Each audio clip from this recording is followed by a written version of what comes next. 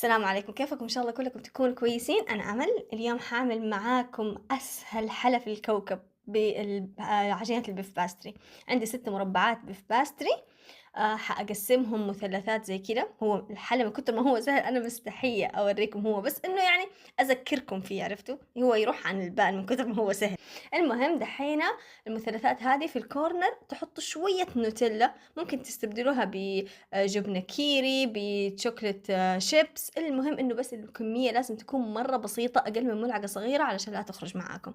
وبعدين من الكورنر ده للكورنر ده تقفلوها وتضغطوا عليها بصباعكم علشان تتماسك. وبآخر حاجة كده تدبسوها بالشوكة. المهم إذا ما كنتم مشتركين عندي في القناة بليز أنزلوا اشتركوا فيها، وعندي قائمة تشغيل فيها حلويات رمضانية خليتها تحت في صندوق الوصف، للي يبغى يرجع لها أو يبغى يشوفها حتلاقوها تحت. فيها حلويات مرة رهيبة لرمضان.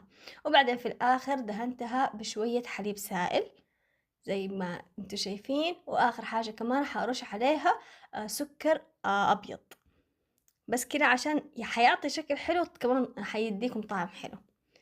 وبس حادخلها على الفرن على درجة حرارة 180 من فوق من تحت.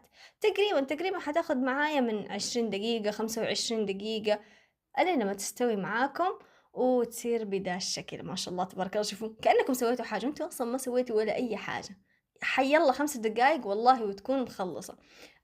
فشوفوا كيف شكلها، تجنن تجنن كيف متقمرة ومن ورا بيرفكت. وبس آخر حاجة تخلوها تبرد وبعدين تحطوها في صحن التقديم. ممكن تصبوا عليها حليب مكثف ومحلى، ممكن هيرشي سيروب زي كده.